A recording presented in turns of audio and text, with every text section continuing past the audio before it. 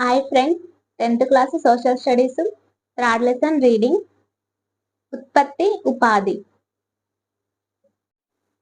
భారతదేశ స్థూల దేశీయ ఉత్పత్తి పెరుగుదల 5 సంవత్సరాల కనిష్ట స్థాయికి 5.8% పతనం. చైనా కంటే వెనుకబాటు.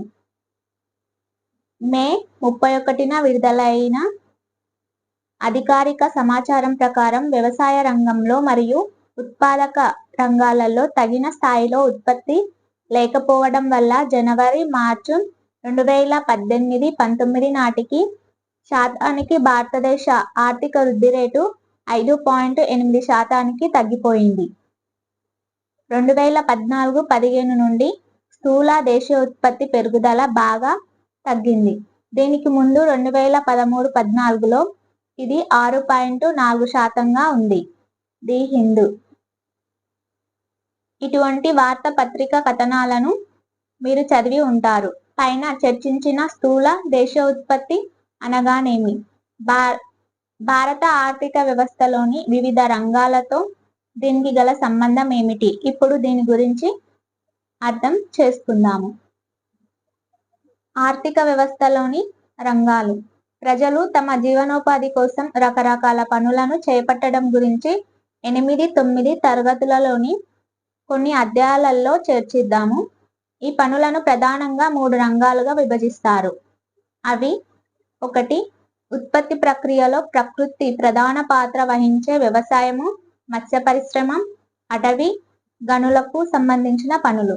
2. యంత్రాలు, పరికరాలు ఉపయోగించి వస్తువులు ఉత్పత్తి చేయడం, ఇతర పరిశ్రమలు. 3. వస్తువులను నేరుగా తయారు చేయకుండా వస్తువుల ఉత్పత్తికి ప్రజలకు అవసరమైన సేవలు అందించే కార్యకలాపాలు.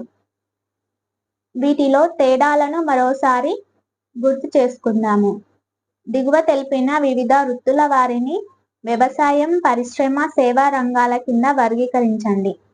మీ వర్గీకరణకు కారణాలు ఇవ్వండి. వృత్తి వర్గీకరణ కారణం: బట్టలు కుట్టేవారు, సేవా రంగం, కుటీర పరిశ్రమ. బుట్టలు అల్లేవారు, పరిశ్రమ రంగం, కుటీర పరిశ్రమ. పూల సాగు చేసేవారు, వ్యవసాయ రంగం. పూల సాగు కూడా వ్యవసాయ రంగం కిందికి వస్తుంది. పాలు అమ్మేవారు, సేవా రంగం. ఇతడు పాలను సప్లై చేస్తాడు. చేపలు పట్టేవారు, వ్యవసాయ రంగం. ఇది ప్రకృతికి సంబంధించిన అంశం. మతబోధకులు, పూజారులు, సేవా రంగం. వీరు మతపరమైన సందేశాలు ఇస్తారు. ఉత్తరాలు బట్వాడా చేసే కొరియర్, సేవా రంగం. ఉత్తరాలు అందచేస్తాడు. అగ్గిపెట్టెల కర్మాగారంలో పనిచేసేవారు, పరిశ్రమ రంగం, చిన్నతర పరిశ్రమ. వడ్డీ వ్యాపారి, సేవా రంగం. వడ్డీకి అప్పిస్తాడు. తోటమాలి, వ్యవసాయ రంగం, ప్రకృతికి సంబంధించింది. కుండలు చేసేవారు, వ్యవసాయ రంగం, ప్రకృతికి సంబంధించింది. తేనెటీగలను పెంచేవారు, వ్యవసాయ రంగం, ప్రకృతికి సంబంధించింది. వ్యోమగామి, సేవా రంగం. ఇతడు సామాజిక సేవ చేస్తాడు. కాల్ సెంటర్ ఉద్యోగాలు, సేవా రంగం. సేవలను ఉత్పత్తి చేస్తారు. ఈ పట్టికలో ఏమైనా మిస్టేక్స్ అంటే కొన్ని అంశాలు ఏ రంగానికి చెందినయో మీకు తెలిస్తే కామెంట్ చేయండి. కింది పట్టిక భారతదేశంలో 1972 నుండి 1973లలోను తిరిగి 2017 నుండి 2018 అంటే 43 ఏళ్ల తర్వాత ఏ రంగంలో ఎంతమంది ఉపాధి పొందుతున్నారో తెలియజేస్తుంది. సంవత్సరం: వ్యవసాయం, పరిశ్రమ, సేవలు.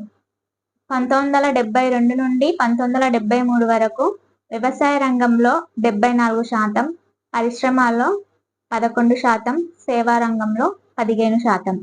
2017 నుండి 2018 వరకు వ్యవసాయ రంగంలో 44%, పరిశ్రమల్లో 25%, సేవా రంగంలో 31%. పై పట్టిక ద్వారా మీరు గమనించిన ప్రధాన మార్పులు ఏమిటి? ఇంతకుముందు మీరు చదివిన దాని ఆధారంగా ఈ మార్పులకు కారణాలు ఏమిటో చర్చించండి. ఈ దిగువ చిత్రాలను పరిశీలించి అవి ఏ రంగాలకు చెందినవో పేర్కొనండి.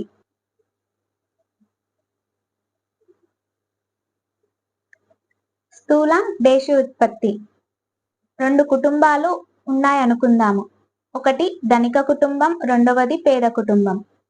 కుటుంబ సభ్యులు వేసుకునే దుస్తులు, ప్రయాణాలకు వాడే వాహనాలు, తినే ఆహారము, ఉండే ఇల్లు, వాళ్ళకున్న వస్తువులు, వైద్యం కోసం వాళ్ళు వెళ్ళే ఆస్పత్రులు వంటి వాటిని బట్టి మనము ధనిక, పేద అని అంచనా వేయవచ్చు. అయితే ఈ కుటుంబాల ఆదాయం అన్నిటికంటే ముఖ్యమైన సూచిక అవుతుంది.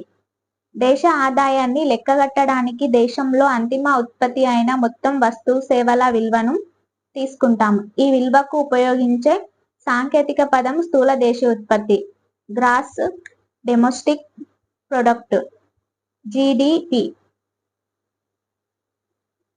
ఈ క్రింది గ్రాఫ్ 2 వేర్వేరు సంవత్సరాలు 1973 నుంచి 1974, 2013 నుండి 2014లకు భారతదేశ స్థూల దేశీయోత్పత్తి విలువను చూపిస్తుంది.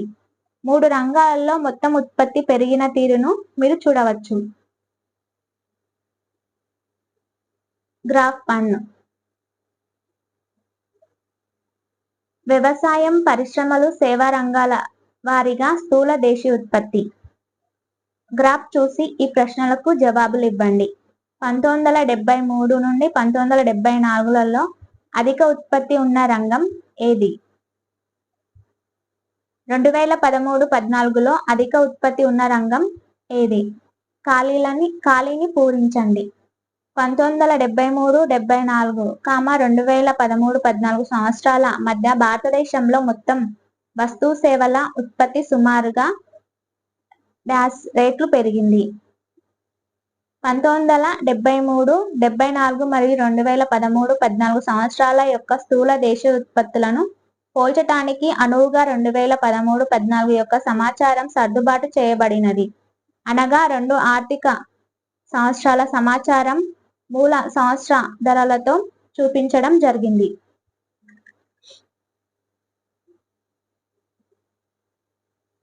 ఇక్కడ చూడండి. వ్యవసాయం, పరిశ్రమలు, సేవలు 1973 నుండి 74, 2013 నుండి 14.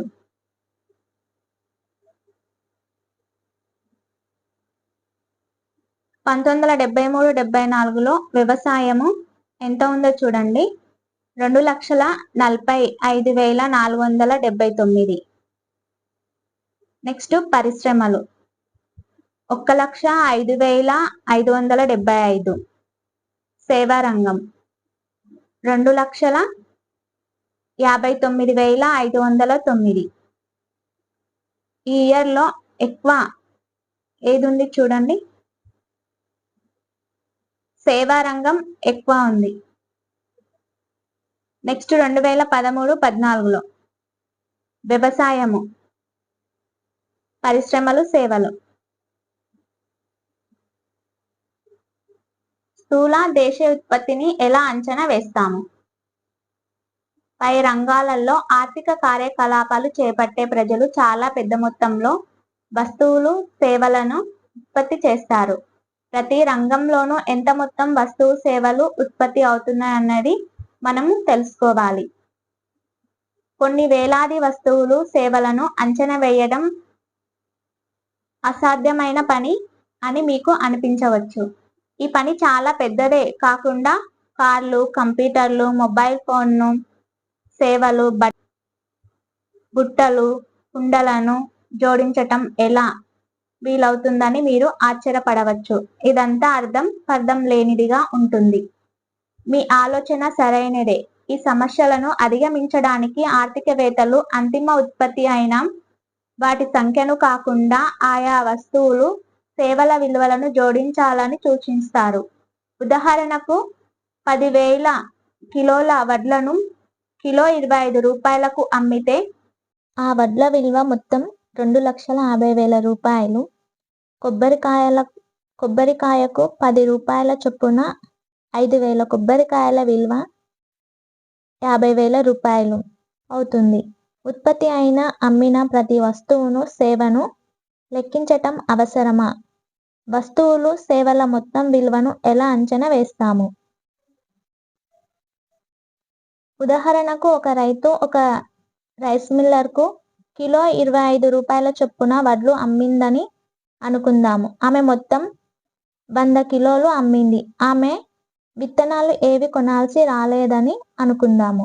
ఆమె ఉత్పత్తి చేసిన మొత్తం వడ్ల విలువ 2,500 రూపాయలు. రైస్ మిల్లర్ హోటల్కు కిలో 40 రూపాయల చొప్పున 80 కిలోల బియ్యం, కిలో 20 రూపాయల చొప్పున 20 కిలోల ఊక అమ్ముతాడు. రైస్ మిల్లర్ ఉత్పత్తి చేసిన మొత్తం వస్తువుల విలువ 80 × 40 ప్లస్ 20 × 20 3,600. ఈ మొత్తాన్ని హోటల్ యజమాని రైస్ మిల్లర్కు చెల్లిస్తాడు. హోటల్ యజమాని ఊకను పొయ్యి మండించటానికి ఉపయోగిస్తాడు. బియ్యంతో ఇడ్లీ, దోశలు చేస్తాడు. మొత్తం ఇడ్లీలు, దోశలు అమ్మగా హోటల్ యజమానికి 5,000 రూపాయలు వస్తాయి. ప్రతి దశలో మొత్తం వస్తువుల విలువ. మొదటి దశ రైస్ మిల్లర్కు రైతు వడ్లు అమ్మడం 2,500. రెండవ దశ హోటల్ యజమానికి ఊక, బియ్యం అమ్మడం 3,600. మూడవ దశ ఇడ్లీ, దోశలు అమ్మడం 5,000. చర్చించండి. ఉత్పత్తి అయిన మొత్తం వస్తువుల విలువను తెలుసుకోవటానికి వీటన్నిటిని మొత్తాన్ని జోడించాలా? ఈ ఉదాహరణలో వడ్లు, ఊక, బియ్యం వంటివి మాధ్యమిక వస్తువులు. వీటిని అంతిమ వినియోగదారులు వాడటం లేదు కానీ అంత్య వస్తువులైన ఇడ్లీ, దోశలు తయారు చేయటానికి వీటిని ఉత్పాదకాలుగా వాడుకున్నారు. మాధ్యమిక ఉత్పాదకాలు అంతిమ వస్తువుల విలువలను కూడితే పలుమార్లు లెక్కించినట్లు అవుతుంది. అంతిమ వస్తువుల విలువలలో దానిని తయారు చేయటానికి ఉపయోగించిన మాధ్యమిక వస్తువులన్నిటి విలువ ఉంది. ప్రతి దశలో ఉత్పత్తిదారులు ఉత్పాదకాలు తయారు చేసిన వారికి మొత్తం విలువ చెల్లించారు. అంటే హోటల్ యజమాని అమ్మిన అంతిమ వస్తువుల విలువ అయిన 5,000 రూపాయలలో బియ్యం, ఊకల విలువైన 3,600 రూపాయలు ఉత్పాదకాలుగా ఉన్నాయి. వడ్లు మరపట్టించటంలో హోటల్ యజమాని పాత్ర ఏమీ లేదు. అదేవిధంగా వడ్ల మర ఉత్పత్తి చేసిన బియ్యం, ఊకల 3,600 రూపాయల విలువలో అతను కొన్న వడ్ల విలువ 2,500 రూపాయలు ఉన్నాయి. అతడు వడ్లను ఉత్పత్తి చేయలేదు. వీటిని మొదటి దశలో రైతు ఉత్పత్తి చేసింది. కాబట్టి వడ్ల, బియ్యం విలువను వేరువేరుగా కూడటం సరికాదు. కొనుగోలు చేసిన భౌతిక ఉత్పాదకాల విలువలను పరిగణలోకి తీసుకోవాలి. ఆ తర్వాతి ఉత్పత్తిదారుడు శ్రమ, ఇతర ఉత్పాదకాలను ఉపయోగించి తర్వాతి దశ వస్తువును తయారు చేశారు.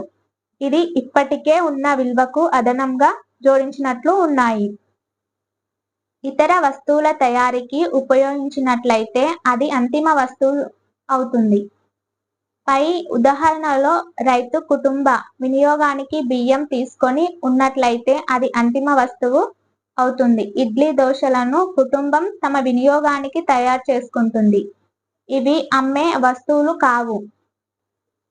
నేను ఉత్పత్తి చేసిన గోధుమల పూర్తి విలువ నాకు రావాలి. పై ఉదాహరణలో వడ్లు, బియ్యం మధ్యదశలోని ఉత్పాదకాలు కాగా ఇడ్లీ, దోశ వంటివి తుది ఉత్పాదకాలు. మనం నిత్య జీవితంలో ఉపయోగించే కొన్ని వస్తువులను దిగువ సూచించనైనది. వాటికి ఎదురుగా ఆయా వస్తువుల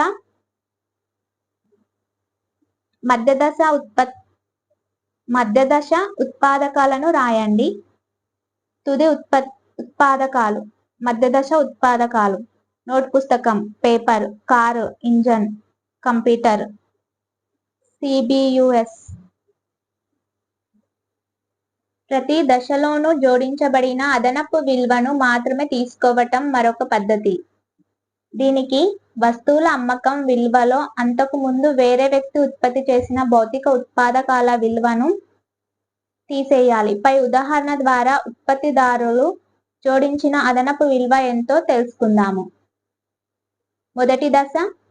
మొదటి దశ రైస్ మిల్లర్లకు రైతు వడ్లు అమ్మటం =2500 లోంచి కొనుగోలు చేసిన ఉత్పాదకాల విలువ 0 రూపాయలు తీసేస్తే జోడించిన విలువ 2500 రూపాయలు.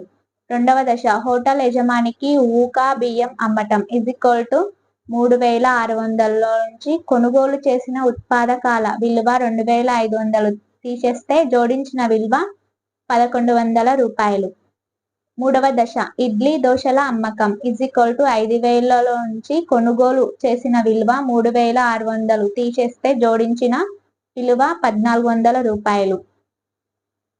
ప్రతి దశలోనూ జోడించిన విలువ =2500 +1100 +1400 5000.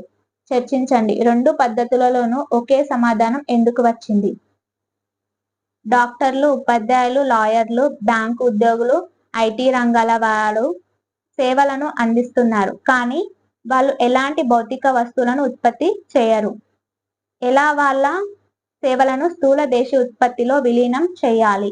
అందువలన వాళ్ళ సేవలకు బదులు వాళ్ళు ఆర్జించిన ఆదాయాన్ని స్థూల దేశీయ ఉత్పత్తిలో కలపాలి. కాబట్టి ప్రతి దశలోనూ జోడించిన అదనపు విలువను కానీ లేదా అంతిమ వస్తువుల సేవల విలువ కానీ తీసుకోవాలి. ఒక సంవత్సరంలో ఒక రంగంలో ఉత్పత్తి చేసిన అంతిమ వస్తువుల సేవల విలువ ఆ సంవత్సరానికి ఆ రంగంలోని మొత్తం ఉత్పత్తిని సూచిస్తుంది. 3 రంగాల ఉత్పత్తిని కలిపితే స్థూల దేశీయ ఉత్పత్తి వస్తుంది. ఒక దేశంలో ఒక సంవత్సరంలో ఉత్పత్తి చేసిన అన్ని అంతిమ వస్తువులు సేవల విలువను ఇది తెలియచేస్తుంది. 2013-14 సంవత్సరానికి స్థూల దేశీయ ఉత్పత్తి జీడీపీ విలువను ఇచ్చిన సంగతి గమనించి ఉంటారు. అంటే ఏప్రిల్ 2013 నుంచి మార్చి 2014 వరకు ఉత్పత్తి చేసిన వివరాలు. దీనినే ఆర్థిక సంవత్సరం అని కూడా అంటారు. ఉత్పత్తి అయిన అంత్య వస్తువుల సేవల మార్కెట్ విలువను స్థూల దేశీయ ఉత్పత్తి నమోదు చేస్తుంది. కానీ మార్కెట్లో కొనుగోలు, అమ్మకాలు చేయని అంశాలు ఎన్నో ఉన్నాయి. వంట చేయటం, ఇల్లు తుడవటం, ఇల్లు సర్దటం, పిల్లల్ని పెంచటం, మొక్కలను, పశువులను పోషించడం వంటి గృహ సంబంధ పనులను దీనికి ఉదాహరణగా చూడవచ్చు. స్థూల దేశీయ ఉత్పత్తిని గణించడంలో ద్రవ్యపరమైన లావాదేవీలు లేని ఇలాంటి వాటిని పరిగణలోకి తీసుకోవటం లేదు. ఇవి ఆర్థిక వ్యవస్థలో చాలా ముఖ్యమైనవి. భారతదేశంలోనే కాకుండా ప్రపంచ వ్యాప్తంగా మహిళలు చేసే ఈ పనులకు నేటికి ద్రవ్యపరమైన చెల్లింపులు చేయడం లేదు. కింది పట్టికలో స్థూల దేశీయోత్పత్తి విలువ ఇవ్వబడింది. 2010-11 సంవత్సరానికి లెక్కించిన విధంగా స్థూల దేశీయోత్పత్తి పెరుగుదల రేటును మిగతా సంవత్సరాలకు గణించండి. ఆర్థిక సంవత్సరం స్థూల దేశీయోత్పత్తి రూపాయలు కోట్లలో. గత సంవత్సరం కంటే స్థూల దేశీయోత్పత్తి పెరుగుదల. స్థూల దేశీయోత్పత్తి పెరుగుదల రేటు.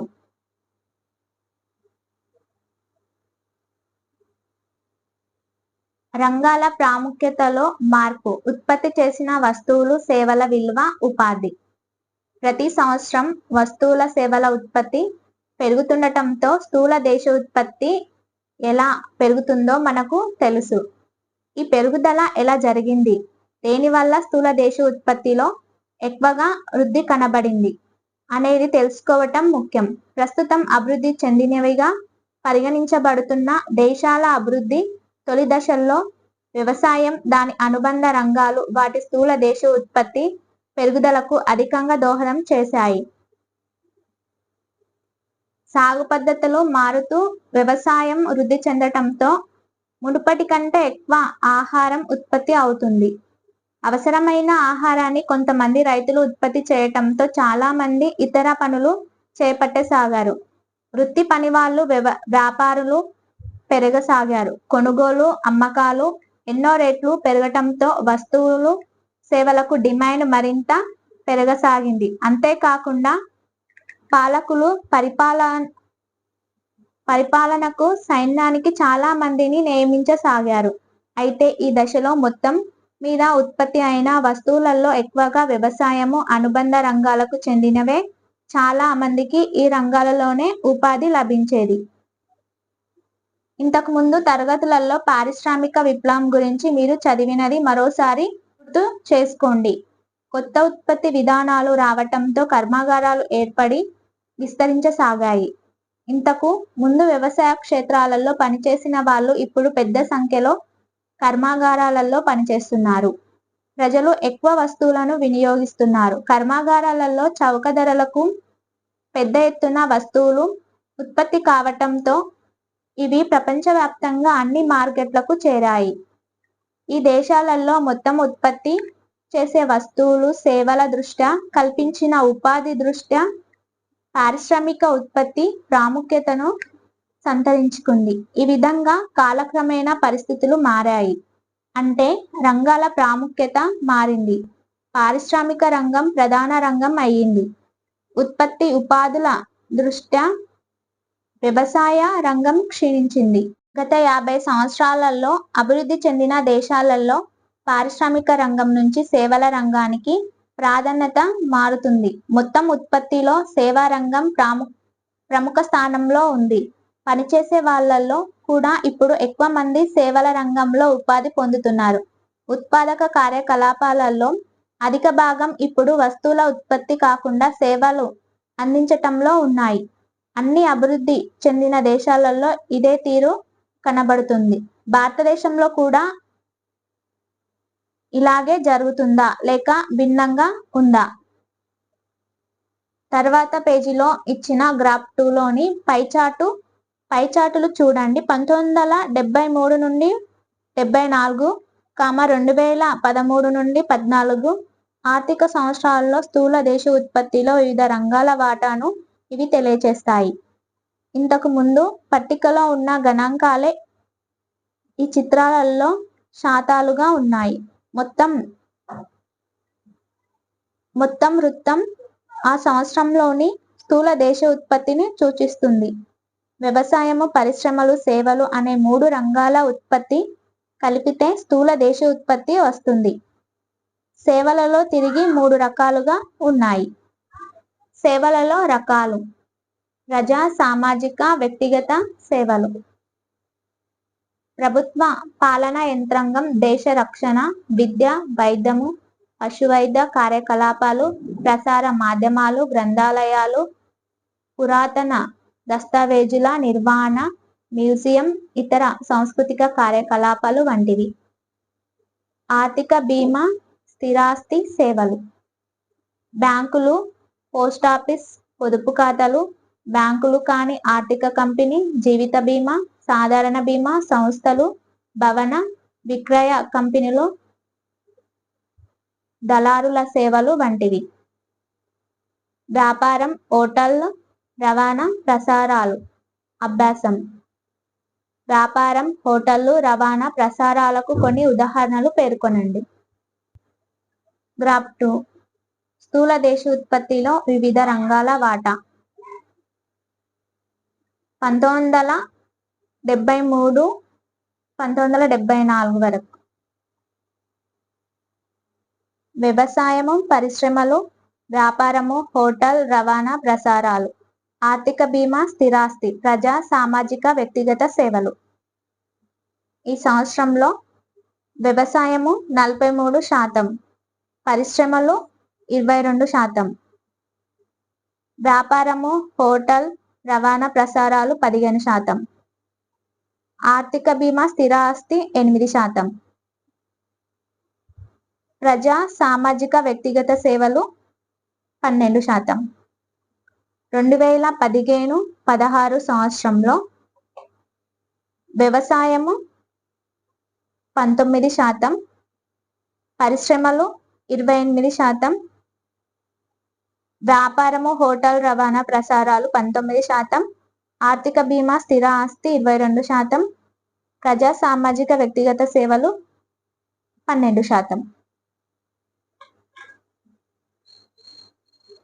ఈ గ్రాఫ్ చూడండి, ఏ సంవత్సరంలో ఎంత పర్సెంటేజ్ ఉన్నాయి, ఏ రంగాలు. 43 సంవత్సరాల కాలంలో వ్యవసాయ రంగం వాటా గణనీయంగా క్షీణించింది. స్థూల దేశ ఉత్పత్తిలో పారిశ్రామిక రంగం ఉత్పత్తి వాటా కొంచెం పెరిగింది. ఇందుకు విరుద్ధంగా సేవా కార్యకలాపాలలోని 3/2 రంగాలలో గణనీయమైన వృద్ధి ఉంది. ఉపాధి. భారతదేశంలోని పని పరిస్థితులు. ఒక దేశంలో పని చేస్తున్న వాళ్ళ మొత్తం సంఖ్యకు ఆ దేశ స్థూల దేశ ఉత్పత్తికి మధ్య దగ్గర సంబంధం ఉంది. ప్రతి దేశంలోనూ జనాభా పెరుగుతున్న కొద్దీ పని కోరుకుంటున్న వాళ్లకు పని చూపించాల్సిన అవసరం ఉంది. సంపాదనకై ప్రజలకు ఉద్యోగాలు దొరకకపోతే వాళ్ళ ఆహార, ఇతర అవసరాలు ఎలా తీరుతాయి? 2011 జనాభా లెక్కల ప్రకారము 120 కోట్ల జనాభాలో 46 కోట్ల మంది పని చేస్తున్నవారు. అంటే ఉత్పాదక కార్యకలాపాలలో భాగస్వాములైన ప్రజలు. పట్టిక 1 భారతదేశంలోని వివిధ కార్యకలాపాలలో ఉన్నవారి మౌలిక గణాంకాలను తెలియచేస్తుంది. పట్టిక 1 భారతదేశంలో పరిశ్రమల వారీగా కార్మికుల వివరాలు 2017 నుండి 2018 వరకు. రంగం, నివాస స్థానం, స్త్రీ పురుషులు, మొత్తం కార్మికులు. గ్రామీణ, పట్టణ, పురుషులు, స్త్రీలు. వ్యవసాయ రంగం. గ్రామీణ 59.8, పట్టణ 6.6, పురుషులు 40.7, స్త్రీలు 57.2, మొత్తం కార్మికులు 44.6. పారిశ్రామిక రంగం. గ్రామీణ 20.4, పట్టణ 34.3, పురుషులు 26.4, స్త్రీలు 17.7, మొత్తం కార్మికులు 24.4. సేవల రంగం 19.8, గ్రామీణ, పట్టణ 49.1, పురుషులు 32.8, స్త్రీలు 25.2, మొత్తం కార్మికులు 31.0. భారతదేశంలో జరిగిన మార్పులలో చెప్పుకోవలసింది ఒకటి ఉంది. స్థూల దేశ ఉత్పత్తిలోని వివిధ రంగాల వాటాలో మార్పు వచ్చినంతగా ఉపాధిలో మార్పు రాలేదు. 1973, 74, 2015-16లలో 3 రంగాలలో ఉపాధి వాటాలను గ్రాఫ్ 3లో చూపిస్తుంది. ఇప్పటికీ వ్యవసాయమే ప్రధాన ఉపాధి రంగంగా ఉంది. అయితే వ్యవసాయంలో ఉపాధి వాటా ఎందుకు తగ్గలేదు? పారిశ్రామిక, సేవా రంగాలలో తగినంత ఉపాధి కల్పించకపోవటమే దీనికి కారణం. దేశంలోని కార్మికులలో సగం మంది వ్యవసాయ రంగంలో ఉండి 1/6 వంతు ఉత్పత్తికి మాత్రమే దోహదం చేస్తున్నారు. దీనికి విరుద్ధంగా స్థూల దేశ ఉత్పత్తిలో 75% వాటా ఉన్న పారిశ్రామిక, సేవా రంగాలు మొత్తం కార్మికులలో దాదాపు సగానికి మాత్రమే ఉపాధి కల్పిస్తున్నాయి.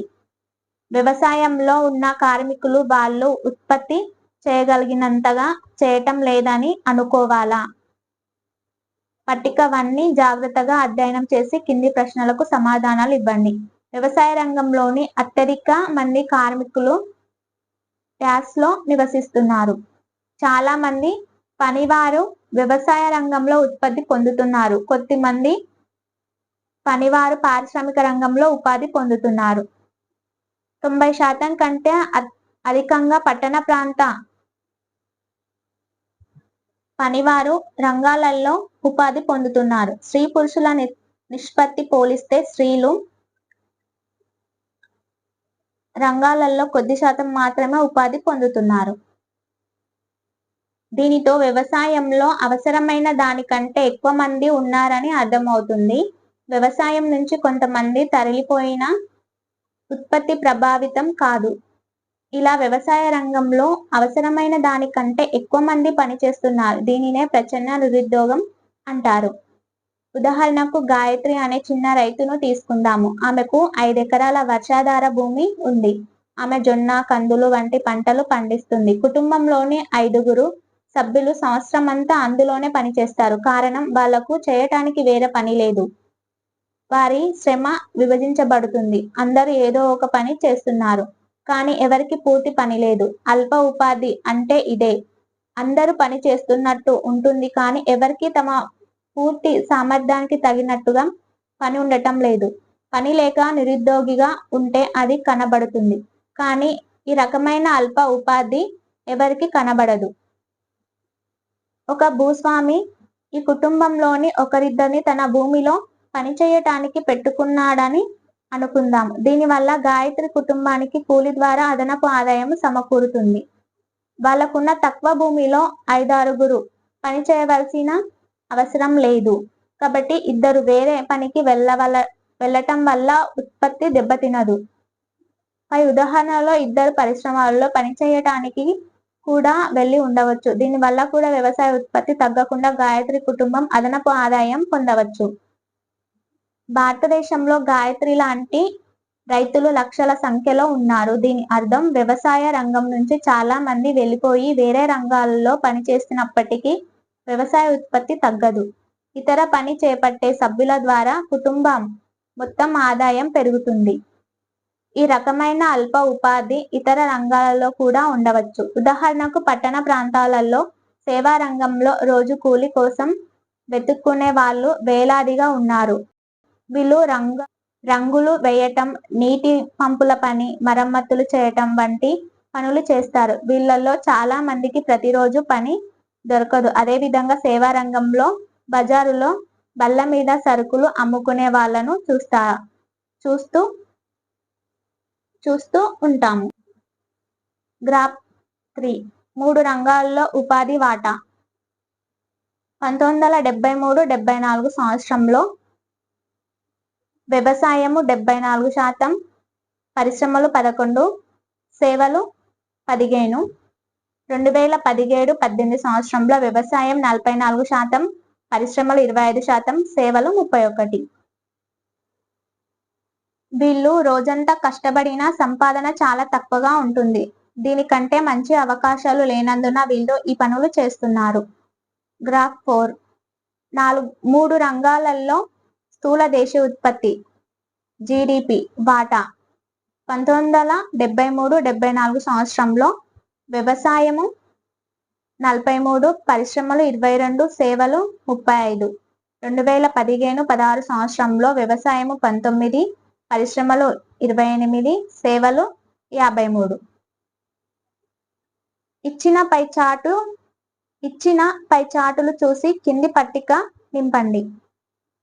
రంగము, ఉపాధి, స్థూల దేశీయ ఉత్పత్తి 1973-74, 2015-16, 1973-74, 2015-2016 వరకు. వ్యవసాయము 74. వ్యవసాయము 1973-74లో 74%, 2015-16లో 44%, 1973-74లో 43%, 2015-16 సంవత్సరంలో 19%. పరిశ్రమలు 11, 25, 22, 28. సేవలు 15, 31, 35, 53. ఈ డాటా అంతా ఈ గ్రాఫ్ చూడడం వల్ల రాయవచ్చు. మిస్టేక్స్ ఏమన్నా ఉంటే చూసుకోండి కరెక్ట్గా. సేవా రంగంలో అభివృద్ధి చెందిన ఆ రంగంలో అన్ని కార్యకలాపాలు సమానంగా పెరగటం లేదు. భారతదేశంలో సేవా రంగంలో అనేక రకాల వ్యక్తులు ఉపాధి పొందుతున్నారు. ఒకవైపున బాగా చదువుకున్న నైపుణ్యాలున్న వ్యక్తులకు ఉపాధి ఇచ్చే కొద్దిపాటి సేవలు ఉన్నాయి. ఇంకోవైపున చిన్న చిన్న దుకాణాలు నడిపేవాళ్ళు, మరమ్మతులు చేసేవాళ్ళు, రవాణా సేవలు అందించే వాళ్ళు పెద్ద సంఖ్యలో ఉన్నారు. వాళ్ళ జీవనం అతి కష్టం మీద సాగుతుంది. అయినా మరో దారి లేక ఈ సేవలలో కొనసాగుతున్నారు. అంటే సేవా రంగంలో ఒక భాగానికి మాత్రమే ప్రాధాన్యత పెరుగుతుంది. భారతదేశంలో వ్యవస్థీకృత, అవ్యవస్థీకృత రంగాలలో ఉపాధి. భారతదేశంలో స్థూల దేశ ఉత్పత్తికి విభిన్న రంగాలు ఎలా దోహదం చేస్తున్నాయో ఈ 3 రంగాలలో దేని ప్రాముఖ్యత ఎంత ఉందో చూశాము. ఉత్పత్తి, ఉపాధులలో చోటు చేసుకుంటున్న మార్పులు విశ్లేషించటానికి ఇది ఉపయోగపడుతుంది. మన దేశంలో ఉపాధి తీరులలో చెప్పుకోదగినంత మార్పు జరగటం లేదు. దీనిని పరిశీలించటానికి ఉపాధికి సంబంధించి మరొక వర్గీకరణను చూద్దాము. కింద చర్చించిన వర్గీకరణ ఉపాధికి సంబంధించిన పని పరిస్థితులను, సమస్యలను స్పష్టంగా వెల్లడి చేస్తుంది. నరసింహ ప్రభుత్వ కార్యాలయంలో పనిచేస్తాడు. అతని పని వేళలు ఉదయం 9:30 నుంచి సాయంత్రం 5:30 వరకు. ఇంటి నుంచి 5 కిలోమీటర్ల దూరంలో ఉన్న కార్యాలయానికి అతడు మోటార్ సైకిల్ మీద వెళ్తాడు. ప్రతి నెల చివర్లో అతడికి క్రమం తప్పకుండా జీతం లభిస్తుంది. అది నేరుగా అతడి బ్యాంకు ఖాతాలో జమ అవుతుంది. జీతం కాకుండా ప్రభుత్వ నియమాల ప్రకారం అతడికి భవిష్యనిధి PF లభిస్తుంది. వైద్య ఇతర భత్యాలు కూడా లభిస్తాయి. నరసింహ ఆదివారం నాడు కార్యాలయానికి వెళ్ళడు. ఇది అతనికి వేతనంతో కూడిన సెలవు. అతడు పనిలో చేరినప్పుడు పని షరతులు, నిబంధనలు పేర్కొంటూ అతడికి నియామక పత్రం ఇచ్చారు. రాజేశ్వరి భవన నిర్మాణ కార్మికురాలిగా పనిచేస్తుంది. ఆమె ఉదయం 7 గంటలకు పనికి వెళ్లి రాత్రి 7 గంటలకు తిరిగి వస్తుంది. 8 నుండి 10 కిలోమీటర్ల దూరంలో ఉన్న పని ప్రదేశానికి ఆమె రోజు బస్సులో వెళ్లి వస్తుంది. భవన నిర్మాణ కార్మికులకు మధ్యాహ్నం 1 నుండి 2 గంటల మధ్య భోజన విరామం లభిస్తుంది. ఆమెకు నెలలో 10 నుండి 12 రోజులు మాత్రమే పని దొరుకుతుంది. పని లేని మిగిలిన రోజులలో ఆమెకు కూలి రాదు. ఆమెకు రోజు కూలీగా 150 రూపాయలు లభిస్తాయి. సాధారణంగా సాయంత్రం ఆమెకు రోజు కూలి లభిస్తుంది. ఒకే చోట 3-4 రోజులు పని చేస్తే ఆ పని అయిన తర్వాత మొత్తం కూలి లభిస్తుంది. ఫిబ్రవరి, జూన్ నెలలో ఎక్కువ పని దొరుకుతుంది. జూలై నుంచి జనవరి వరకు అంతగా పని ఉండదు. స్థానిక స్వయం సహాయక బృందంలో రాజేశ్వరి సభ్యురాలు. పని సమయంలో పెద్ద ప్రమాదం సంభవించినా, చనిపోయినా ప్రభుత్వం కొంత నష్టపరిహారం చెల్లిస్తుంది. అయితే చిన్న చిన్న ప్రమాదాలకు ఎటువంటి నష్టపరిహారం ఉండదు. ఒక మేస్త్రి కింద పనిచేసే బృందంలో ఆమె సభ్యురాలు. ప్రతి మేస్త్రి కింద 6 నుండి 10 మంది పనిచేస్తుంటారు. వ్యవస్థీకృత, అవ్యవస్థీకృత రంగాలలో పనిచేస్తున్న కార్మికులకు ఉదాహరణగా నరసింహ, రాజేశ్వరి ఉన్నారు. వాళ్ళ పని పరిస్థితులలో ఎటువంటి తేడాలు గమనించారు. వ్యవస్థీకృత, అవ్యవస్థీకృత రంగాల మధ్య తేడాలు గుర్తించటం ద్వారా దేశంలో అత్యధిక శాతం కార్మికుల పని పరిస్థితులు, వేతనాలు ఎలా ఉన్నాయో అర్థం చేసుకోవచ్చు.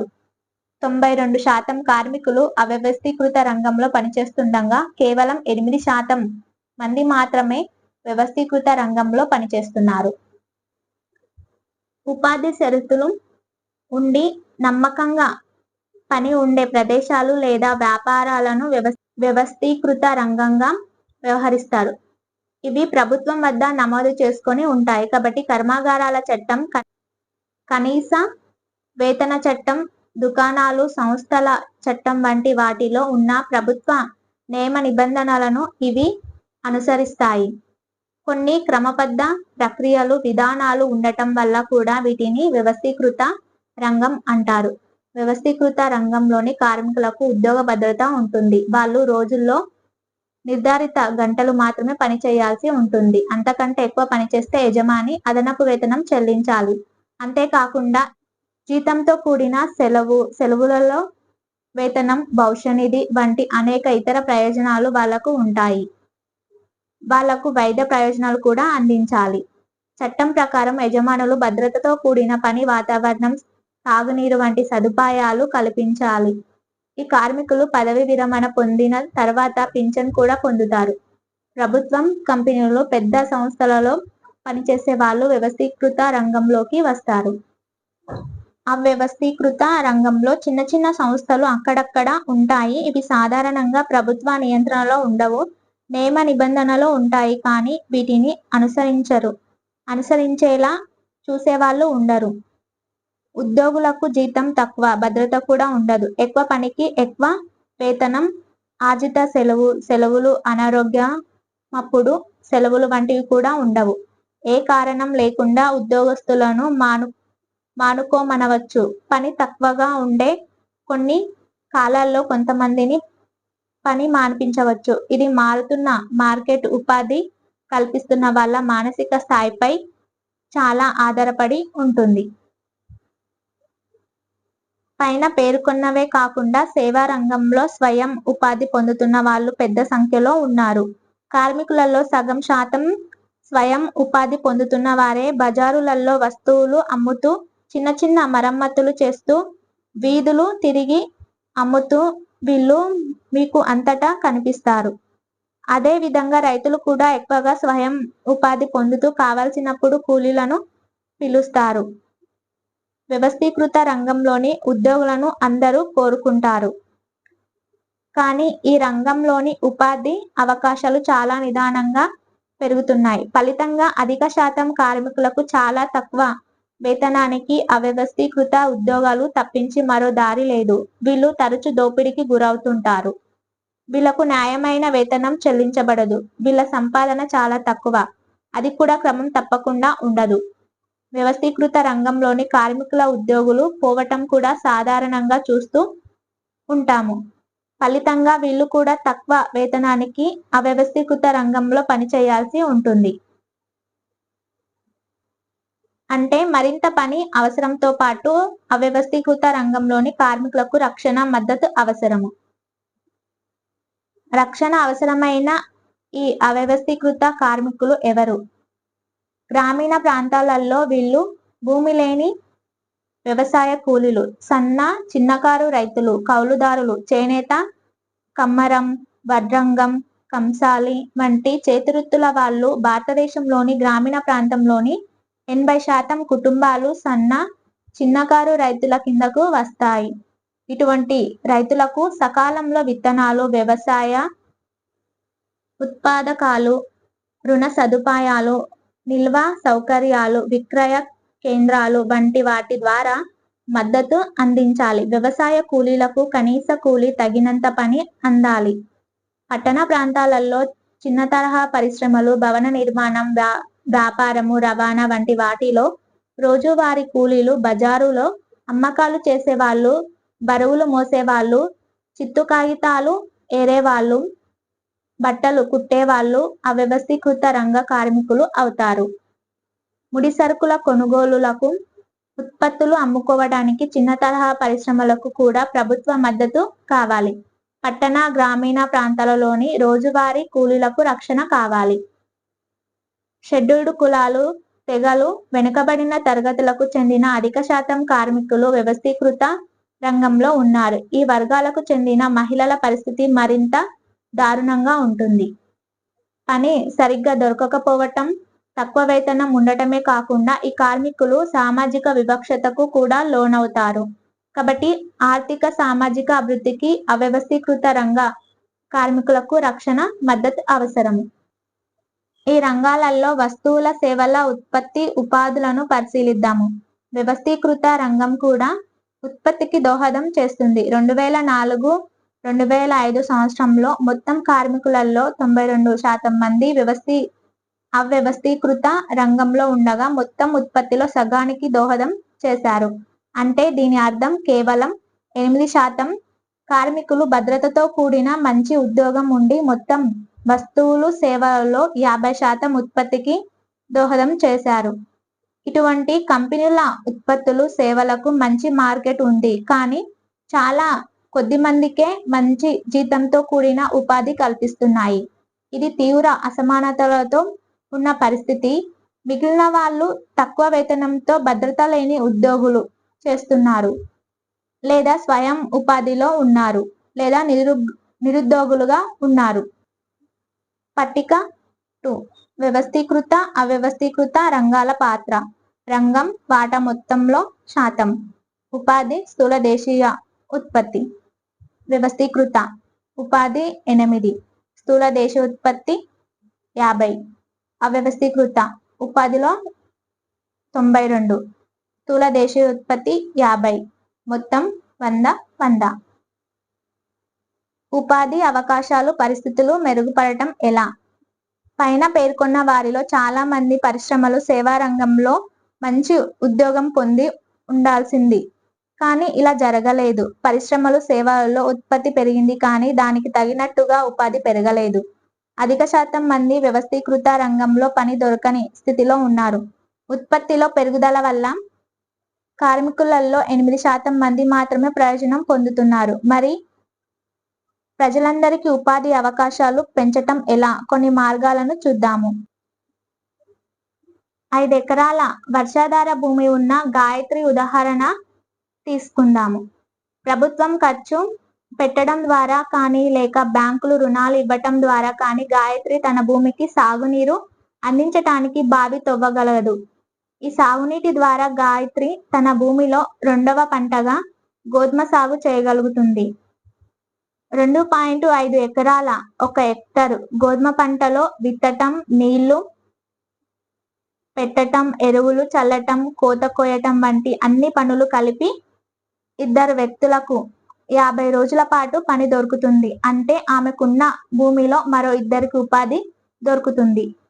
ఒక ఆనకట్ట కట్టి ఇటువంటి అనేక రైతుల భూములకు సాగునీరు అందించడానికి కాలువలు తవ్వారనుకుందాము. దీని ద్వారా వ్యవసాయ రంగంలోనే ఉపాధి అవకాశాలు లభించి అల్ప ఉపాధి వంటి సమస్యలు కొంతవరకు తగ్గుతాయి. గాయత్రి ఇంకా ఇతర రైతులు మునుపటి కంటే ఎక్కువ పంట పండిస్తున్నారని అనుకుందాము. దీంట్లో కొంత వాళ్ళు బజారులో అమ్మవలసి ఉంటుంది. ఇందుకు దగ్గరలోని పట్టణానికి తమ ఉత్పత్తులు చేరవేయటానికి రవాణా అవసరం అవుతుంది. పంటల నిల్వ చేయటానికి రవాణాకు ప్రభుత్వం కొంత పెట్టుబడులు పెడితే లేదా చిన్న లారీలు అన్ని ప్రాంతాలకు చేరేలా మెరుగైన రోడ్లు నిర్మిస్తే గాయత్రి వంటి రైతులకు సాగునీరు అందుబాటులో ఉండి అధిక పంటలు పండించి వాటిని మార్కెట్లో అమ్ముతారు. ఇటువంటి కార్యకలాపాల ద్వారా రైతులకే కాకుండా రవాణా వ్యాపారం వంటి సేవలలో ఉన్న వాళ్లకు కూడా ఉత్పాదక ఉపాధి దొరుకుతుంది. గాయత్రి అవసరాలలో నీళ్లు ఒక అంశం మాత్రమే. భూమిని సాగు చేయటానికి ఆమెకు విత్తనాలు, ఎరువులు, వ్యవసాయ పరికరాలు, పంపు సెట్ల వంటివి కూడా కావాలి. పేద రైతు కావటం వల్ల ఆమె వీటిలో చాలా వరకు కొనుక్కోలేదు. కాబట్టి ఆమె అధిక వడ్డీకి వడ్డీ వ్యాపారస్తుని వద్ద నుంచి అప్పు చేయాల్సి ఉంటుంది. స్థానిక బ్యాంకు తక్కువ వడ్డీకి సకాలంలో అప్పు అందించగలిగితే వీటన్నిటిని ఆమె సకాలంలో కొనుక్కొని భూమి సాగు చేయగలుగుతుంది. అంటే వ్యవసాయం అభివృద్ధి చెందాలంటే సాగునీటితో పాటు రైతులకు తక్కువ వడ్డీకి వ్యవసాయ రుణాలు అందించాల్సి ఉంటుంది. ఈ సమస్యలను పరిష్కరించటానికి మరొక మార్గం కొంచెం పెద్ద గ్రామ ప్రాంతాలలో చాలా మందికి ఉపాధి కల్పించేలా పరిశ్రమలు, సేవలను గుర్తించి ప్రోత్సహించి అక్కడ స్థాపించేలా చూడటం.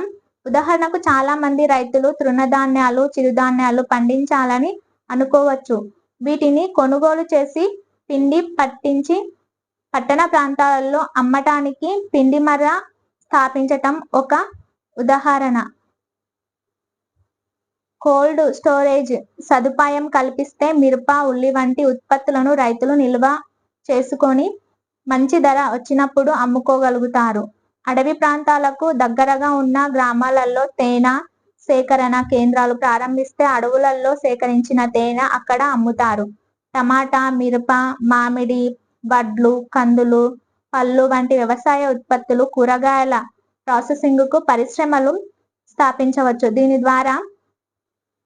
దీని ద్వారా పెద్ద పట్టణాలలోనే కాకుండా ఓ మాదిరి ఊళ్ళల్లో కూడా ఉండే పరిశ్రమలలో ఉపాధి లభిస్తుంది. ప్రస్తుతం కొత్త ఉపాధి అవకాశాలను కల్పించడమే కాదు, యంత్రాలతో సమర్థంగా పనిచేయటంలో ప్రజలకు శిక్షణ కూడా ఇవ్వాలి. మరిన్ని వస్తువులు, సేవలు ఉత్పత్తి చేయడానికి పెద్ద గ్రామాలు, చిన్న పట్టణాల్లో అనేక పరిశ్రమలను స్థాపించాలి. కీలక పదాలు: స్థూల దేశీయ ఉత్పత్తి, అంత్య వస్తువులు, ఉపాధి బదిలీ, వ్యవస్థీకృత రంగం, అవ్యవస్థీకృత రంగం. ఓకే ఫ్రెండ్స్, ఈ వీడియో మీకు నచ్చినట్లయితే లైక్ చేయండి, షేర్ చేయండి, అలాగే సబ్స్క్రైబ్ చేసుకోండి. ఏమైనా మిస్టేక్స్ ఉంటే కామెంట్ చేయండి. ప్రతి లెసన్, ప్రతి line to line TET to DS కి చాలా ఇంపార్టెంట్. ప్రతి ఒక్క బిట్ కూడా మనకు చాలా ఇంపార్టెంట్. Okay, thank you.